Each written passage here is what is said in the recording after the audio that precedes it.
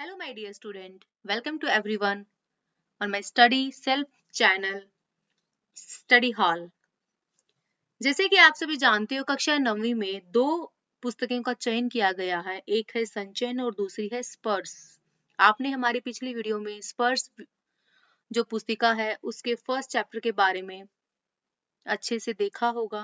तो आज मैं आपके सामने संचयन जो पुस्तक है हिंदी की कक्षा 9वीं की बी भाग उसको लेकर आई हूँ और मैं उम्मीद करती हूँ कि मैं आपको संपूर्ण रूप से उसके बारे में जानकारी प्रदान करूंगी। जो संचयन हमारी हिंदी की पुस्तिका है उसका फर्स्ट जो चैप्टर है उसका नाम है गिल्लू, जो कि महादेवी वर्मा के द्वारा लिखा गया है। प्रस्तुत कहानी के अंदर बताया गया है कि किस प्रकार से महादेवी वर्मा को एक छोटे से जीव से प्रेम था और जब वो जीव उससे थोड़ा दूर होता है कुछ समय के बाद में वो क्योंकि हर एक व्यक्ति की हर एक जीव की जंतु की एक आयु है वो निश्चित होती है। एक निश्चित समय के बाद में उनकी मृत्यु अवश्य होती है।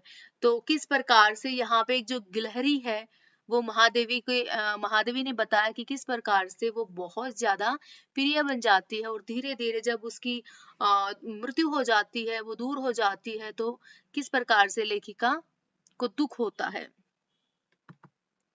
सोन जूही में आज एक पीली कली लगी है। सोन जूही, जूही होता है सोन जूही मतलब एक जूही का फूल, जूही का मतलब होता है पुष्प, एक प्रकार का पीले रंग का फूल होता है। ठीक है, यह देखकर अनायास ने उस छोटे जीव का स्मरण हो आया। स्मरण का मतलब होता है याद करना और अनायास होता है मतलब अचानक से। तो आज जूही के उस फूल को देखकर जो छोटे से जीव था, जीव होता है छोटे से प्राणी जो बोलते हैं जीव जंतु, उसकी याद आ गई जो इस लता की सघन हरितिमा में छिपकर बैठता था। जो मतलब हमेशा लता जो पेड़ पौधे थे उसकी जो टहनियां थी उसके पीछे छिपकर बैठता था। यहाँ पे महादेवी वर्मा ने उस जीव को याद करते हुए उसके बारे में लिखा है कि आज मुझे उस पीले रंग के फूल को देखकर, कली को देखकर उस जीव की याद आ गई। ठीक है, जो अक्सर यहाँ पर छिपकर बैठता था और मेरे निकट पहुंचते ही कंधों पर कूदकर मुझे चौंका देता था और जैसे ही वो मेरे पास आता था मेरे कंधों के ऊपर वो जंप करता था, कूदता था, छलांग लगाता था। तब मुझे कली की खोज रहती थी कि आज उस लघु प्राण की खोज है।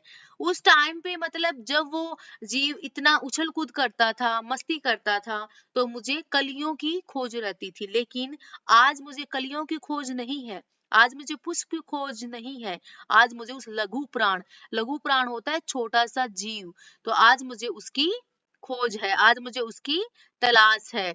और क्यों थी? क्योंकि आज वो जीव था वो उनसे काफी दूर हो चुका था इसलिए। परंतु वह जो अब इस सोन जूही की जड़ में मिट्टी होकर मिल गया होगा, मतलब आज ऐसे लग रहा था क्योंकि वो जीव था छोटा सा, उसकी मृत्यु हो गई थी और वो उसकी क्या हो गई थी, मृत्यु होने के बाद में वो मिट्टी बनकर वो जो सोन जूही का जो फूल था उसकी जड़ों के अंदर मिल चुका था। कौन जाने स्वर्णिम कली के बहाने वह मुझे चौंकाने ऊपर आ गया हो। एकदम से किसे पता कि वो दोबारा से आ जाए इस जीवन में, मतलब वो दोबारा मेरे ऊपर आके छलांग लगाए। अचानक एक दिन सवेरे कमरे में बरामदे में आकर मैंने देखा। तो जो लेखिका है वो बताती है कि जब एक दिन सवेरे होता है, बरामदा होता है घर का जो आंगन, उसमें आके जब उसने देखा तो उसने क्या देखा, दो कौवे एक गमले के चारों ओर चोंचों से छुअवल जैसा खेल खेल रहे थे। छुआ छुअवल का मतलब होता है जैसे चुपके से छू कर छुप जाना कहीं पर, फिर छूना मतलब एक बार हाथ लगाना और फिर छुप जाना, फिर जैसे हाइड एंड सीक का जो गेम होता है वैसे। और जो दो कोए थे वहां पे बैठकर खेल रहे थे। यह काक बिशुंडी में भी विचित्र पक्षी है, एक साथ समादरित समादरित होता है विशेष प्रकार से, जैसे किसी चीज को हम आदर देते हैं ऐसे, और अनादरित होता है आदर का भाव, तिरस्कार आदि सम्मानित तथा अवमानित। हमारे बेचारे पुरखे व गरुड़ के रूप में आ सकते हैं, न कि मयूर के रूप में, मयूर होता है मोर, न हंस के रूप में। उन्हें पितर पक्ष में हमसे कुछ पाने के लिए काक बनकर ही अवतीर्ण होना पड़ता है। माना जाता है कि जो हमारे पूर्वज होते हैं उनकी मृत्यु के बाद में वो एक पितर पक्ष के रूप में चले जाते हैं, ठीक है। उन्हें हम पितर पक्ष के रूप में पूजते हैं, उनकी पूजा करते हैं। तो यहाँ पे कवित्री का कहना है कि कवित्री को लगता था कि आज जो उनकी सोनजुई का जो फूल बनकर वो आए हैं, मतलब जो उनकी गिलहरी थी, जो गिल्लू नाम था जिनका, जिन्हें वो प्यार से गिल्लू बुलाती थी, तो हो सकता है कि वो एक काक के रूप में, एक पितर पक्ष के रूप में दोबारा से इस धरती पर जन्म लिया हो। उनके मधुर संदेश उनके कंकड़ सवर भी देना पड़ता है।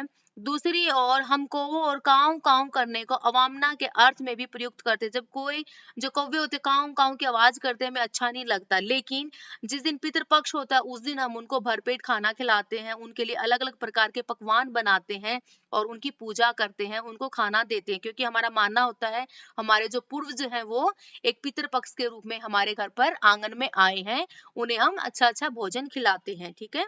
तो लेखिका को भी लगता था कि गिल्लू है वो एक पितृपक्ष के रूप में, क्या पता वो पितृपक्ष के रूप में बनकर वहां पे आई हो। मेरे काक पुराण के विवेचन में अचानक बांधा आ पड़ी, क्योंकि गमले में और दीवार की संधि में छिपे एक छोटे से जीव पर मेरी दृष्टि रुक गई। निकट जाकर देखा गिलहरी का छोटा सा बच्चा जो संभवतः घोंसले में गिर पड़ा है। अब वह कौवे जिसमें सुलभ आहार खोज रहे थे। काक द्रव्य की चोंचों में दो घाव और लघु प्राण के लिए बहुत थे। अंत वह निश्चेष्टा से गमले में चिपटा पड़ा था। मतलब वहां पे उसने, लेखिका ने क्या देखा, एक छोटा सा गिलहरी का बच्चा देखा और लेखिका को लगा कि कहीं ये जो कौवे हैं उसको अपनी चोंच में उठा के ना ले जाए, उसको खा ना जाए। माना कि कौवे की जो चोंच होती है वो छोटी सी होती है, लेकिन उस बच्चे को तो वो लेके जा सकते थे आराम से, वो उसको अपना भोजन बना सकते थे, ठीक है।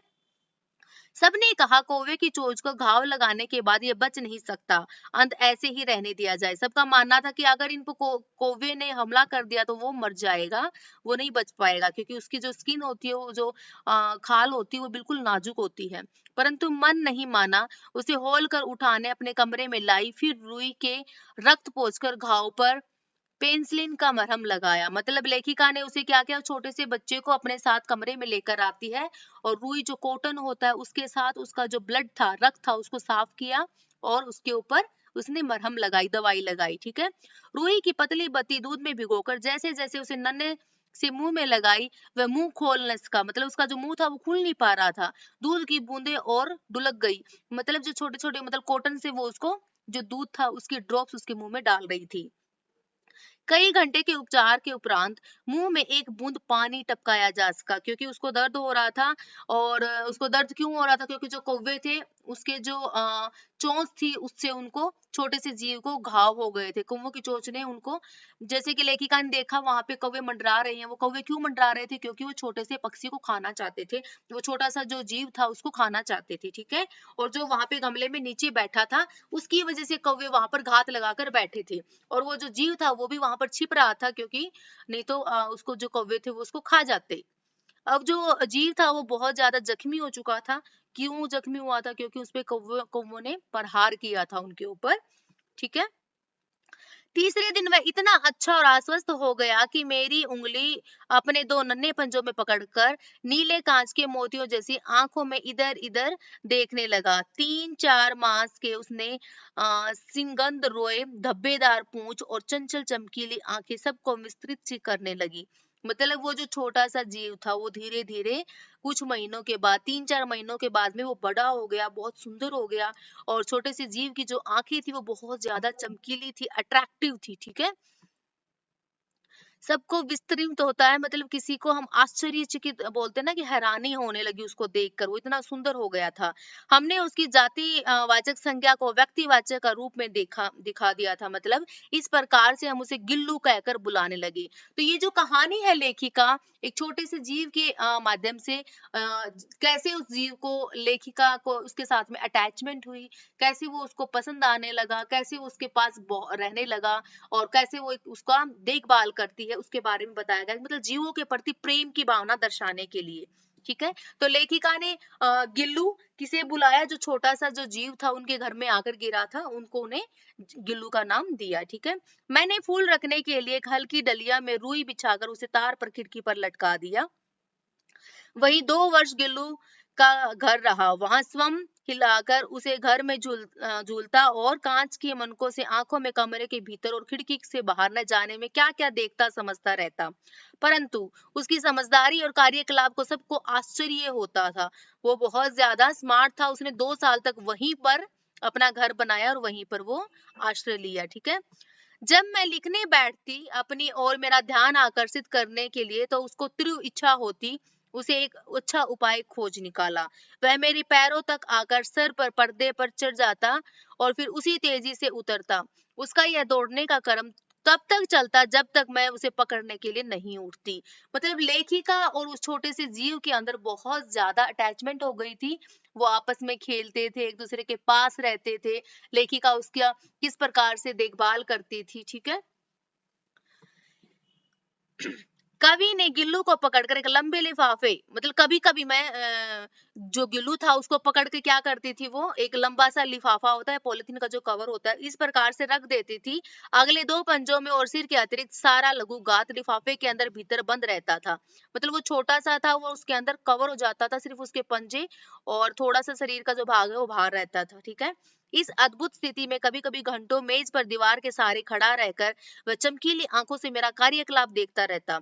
और जो गुल्लू था वो सिर्फ और सिर्फ लेखिका को देखता रहता। भूख लगने पर चीख चीख करने पर मानो वह मुझे सूचना देता है। काजू या बिस्किट मिल जाने पर उसकी स्थिति में लिफाफे में बाहर वाले पंजों से पकड़कर कुतूरता रहता। ठीक है। जब उसको भूख लगती वो पंजे मारकर लेखिका को याद दिलाता।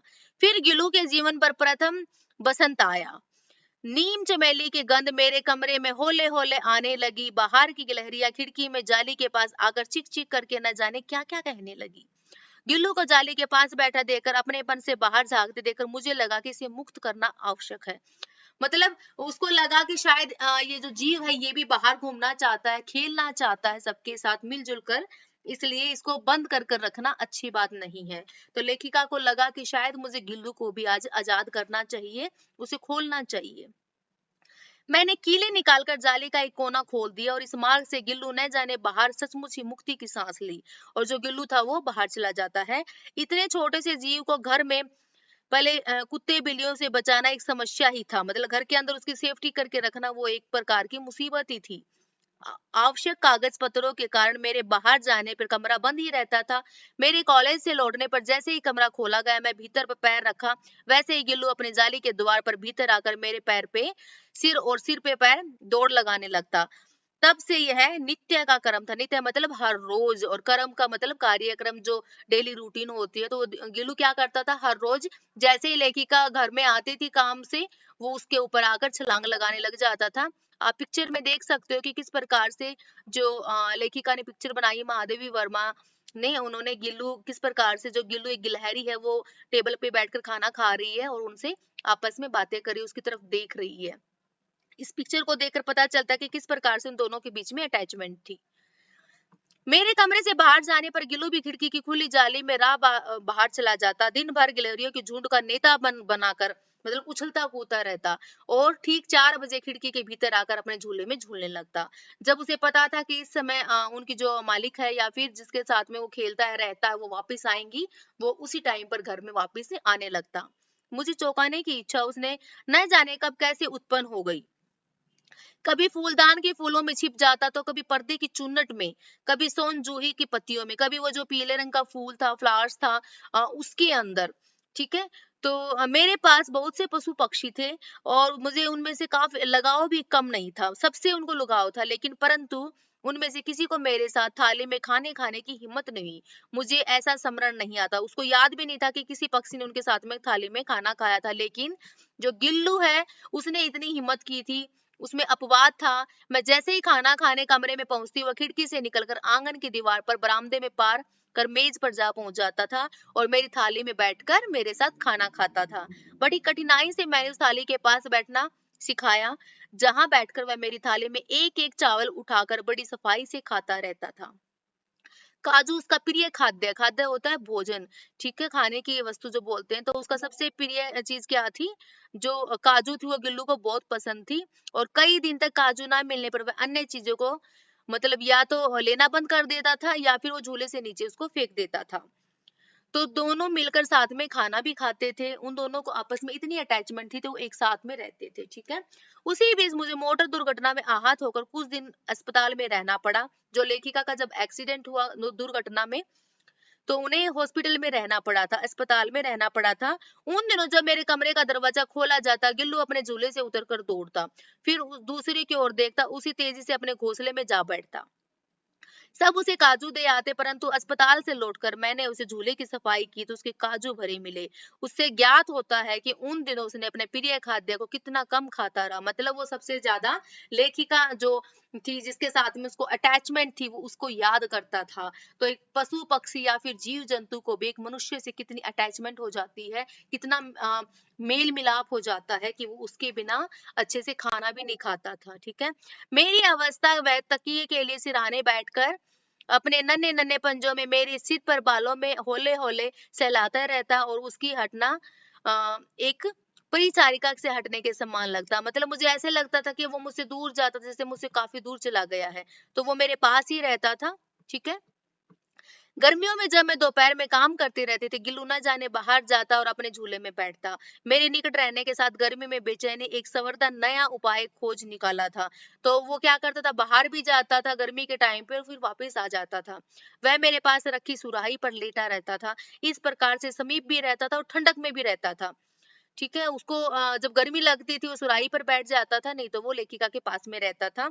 गिलहरियों के जीवन में अवधि 2 वर्ष से अधिक नहीं होती। जैसे कि बताया गया कि जो गिलहरी होती है, यहाँ पे जो गिल्लू जिसका नाम है, उनका जो जीवन काल है वो 2 साल से ज्यादा नहीं होता।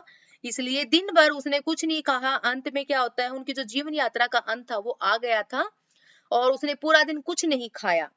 रात के अंत की यात्रा करते झूले में उतरकर मेरे बिस्तर पर आया और ठंडे पंजों से मेरी वही उंगलियां पकड़कर हाथ में चिपका रहा, जिससे उसे बचपन में मरणासन की स्थिति में पकड़ा गया था। मतलब जो जब उसको बचपन में जिस हालत में उसे पाया था, उसी हालत में उसने आज उसको पाया।